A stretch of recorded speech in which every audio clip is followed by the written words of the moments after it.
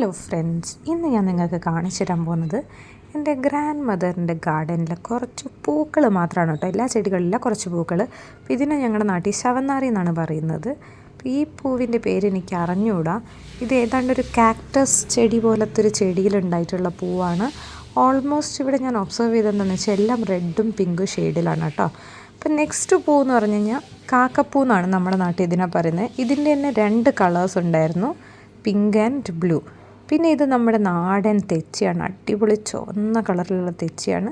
പിന്നെ ഇതേപോലെ തന്നെ ഒരു റെഡ് കളറുള്ള ചെറിയൊരു പൂവ്, ഇതിൻ്റെ പേരെനിക്കറിയില്ല. അടുത്തതായിട്ട് ഇതാ നമ്മുടെ ചേഞ്ചിങ് റോസാണ്. ഇത് പകലൊക്കെ രാവിലെയൊക്കെ വൈറ്റും വൈകുന്നേരം ആകുമ്പോഴത്തേക്കും പിങ്കും. പിന്നെ ഇത് നമ്മുടെ ശംഖുപുഷ്പം. ഈ ശംഖുപുഷ്പം അറിയാത്ത ആളുകൾ വളരെ കുറവായിരിക്കും അല്ലേ. പിന്നെ ഇതൊരു ക്രീപ്പറാണ്. ഇതിൻ്റെ പേരും അറിയത്തില്ല. ഇതെൻ്റെ ഹസ്ബൻഡ് എവിടുന്നോ കൊണ്ടുവന്നിട്ട് കുഴിച്ചിട്ടല്ല, ജസ്റ്റ് ഒന്ന് വെച്ചതാണ്.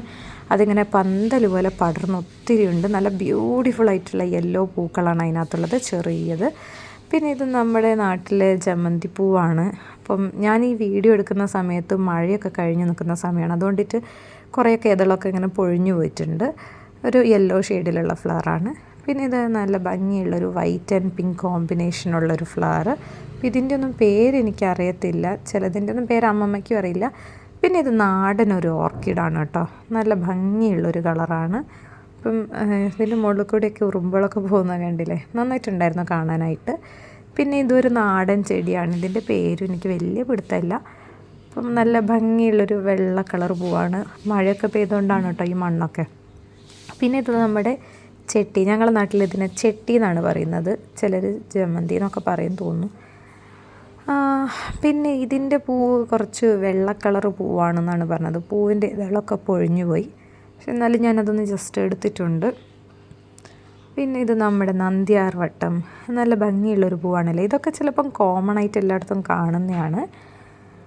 അപ്പം നെക്സ്റ്റ് പൂവ് നമ്മുടെ ശംഖുപുഷ്പത്തിൻ്റെ വൈറ്റ് കളറാണ്. ഇപ്പം 2 തരം ശംഖുപുഷ്പങ്ങളാണ് ഇവിടെ വീട്ടിലുള്ളത്. ഇപ്പം നെക്സ്റ്റ് പൂ വന്നിട്ട് നമ്മുടെ ആന്തൂര്യമാണ്. നല്ലൊരു ഷെയ്ഡിലുള്ളൊരു പിങ്ക് ഷെയ്ഡിലുള്ള ആന്തൂര്യമാണ് ഇവിടെ ഉള്ളത്.